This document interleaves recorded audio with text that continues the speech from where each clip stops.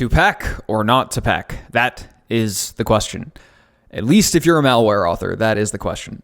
Now, when we talk about packed malware, what are we really talking about here? Basically, packing you can think of as kind of like a compression or encryption mechanism to make a piece of malware look different than its original source. So you can think of this, it's a lot like if you put a bunch of files into a zip file, for example. You'll throw it into a directory and a computer program will look at the directory and say, okay, for all of the strings of characters that look like this, I'll just crunch them down and replace them with something like this. And that's basically how compression works. And that's also kind of how packing malware works.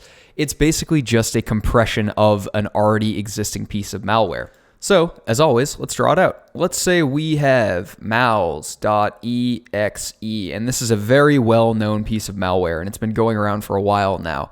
Well, let's say that our malicious author takes a packing program, and in this case, we're going to use a packing program called UPX, which is a very popular packing program.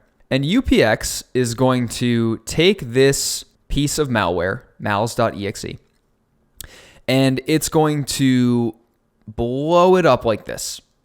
And it's going to say, all right, this is all of the data that's actually inside the malware. All right, awesome. What UPX is going to do is put a little program in here called a packer stub. And sometimes this is called a compression stub or a coder stub.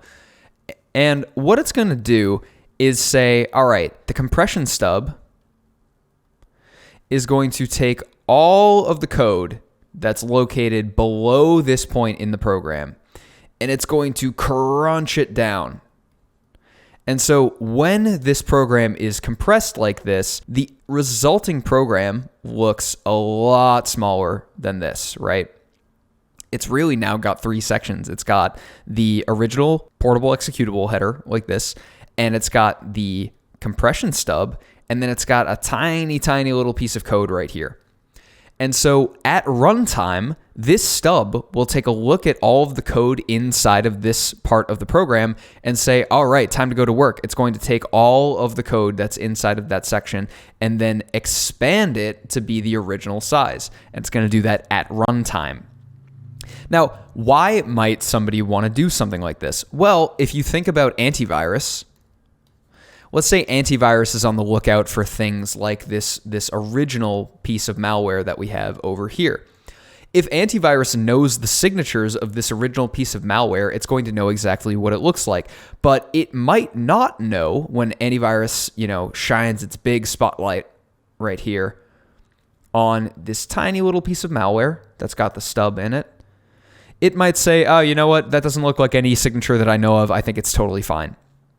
And after antivirus takes a look at it, when the program then inflates and becomes the full-sized malware program, mals.exe, the antivirus is not going to know how to handle it. So that is effectively what compression and packing malware looks like. And you can really think of it like it's just a way to make an existing piece of malware look different on disk to antivirus and other kind of security products. Now, to illustrate this point, I have made two exact identical pieces of malware inside of the basic static analysis directory. Go to the malware packed and not packed.exe directory and open this up. It's got our usual password, MD5 and SHA-256. And go ahead and open up the subdirectory in here, and you can copy both of these out to the desktop. Again, we have our standard password of infected. All right, now we have malware packed and malware not packed right here. And we're going to go back to our program PEView. So remember, go to the Flare directory on the desktop and go to Utilities. And we're going to scroll down and open up PEView. And again, it will ask us for a program. Let's go to All Files. And let's start with the not packed malware. Now, this should look pretty familiar because we just did this for another piece of malware. And we've got the full program here, and actually this time it's pretty big by the looks of it. And we can see that we can read a bunch of these strings. We can see, we might not exactly know what they're doing, but they are human readable at this point. Use HTTP keep alive feature, print version number and exit, stuff like that. So all of these strings in here are readable by us.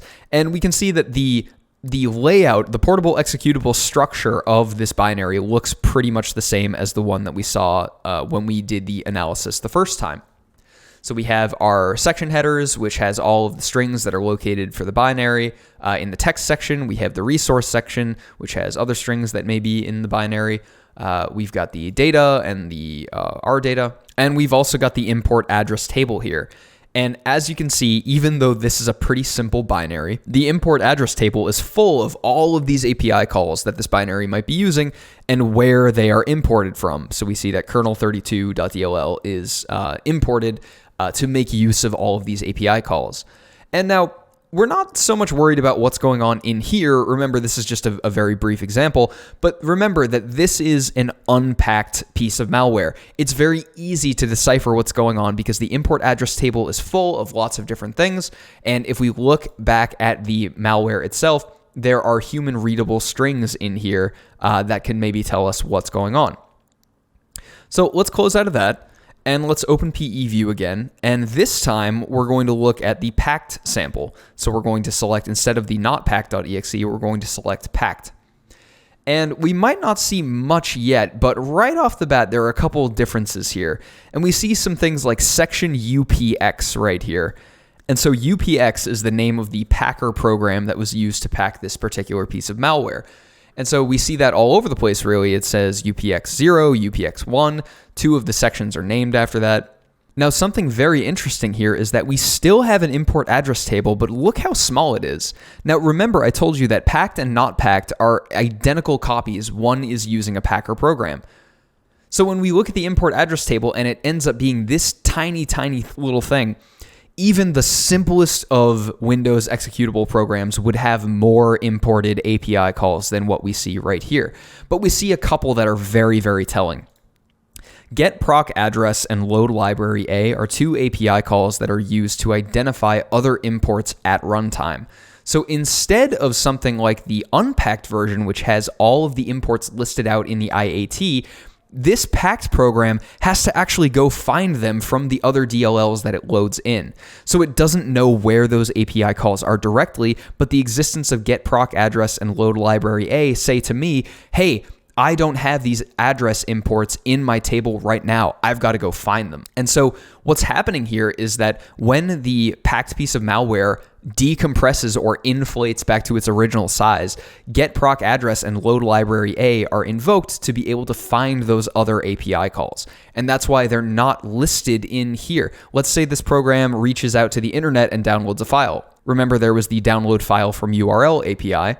Well, that may very well be a function of this malware, but we won't know that just by looking at the IAT because it's packed. And get proc address and load library A need to be invoked at runtime to be able to find that API to use. Now, one final thing that I like to look at with packed malware is something I actually pointed out in the first section when we looked at the IAT of the first piece of malware. And what ends up happening is that the size of the raw data and the virtual size now have a significant difference. If you crunch the numbers on what C000 is in hex, it's a certain amount of bytes. It's not very high, but it is, a non-zero number. But look at the size of the raw data. The size of the raw data is actually completely zero. And so if the virtual size is non-zero and the size of the raw data is zero, we know that we're dealing with a packed piece of malware because the size of the raw data is not represented in a numeric form, but the virtual size is. And that is because the raw data doesn't exist yet. It needs to be initialized after the binary inflates from its packed state. So that is the wrap up on packed and not packed malware. It can be very interesting to look at the differences here, but know that a piece of packed malware is really not going to tell you much about it until it actually runs. And so that segs into our next section where we need to start thinking about basic dynamic analysis in which we actually run the binaries to be able to know what they do. And just for the curious, if we arm these binaries by removing the .mals extension and setting them back to exe, and we run both of them, well, looks like they're just calc.exe again.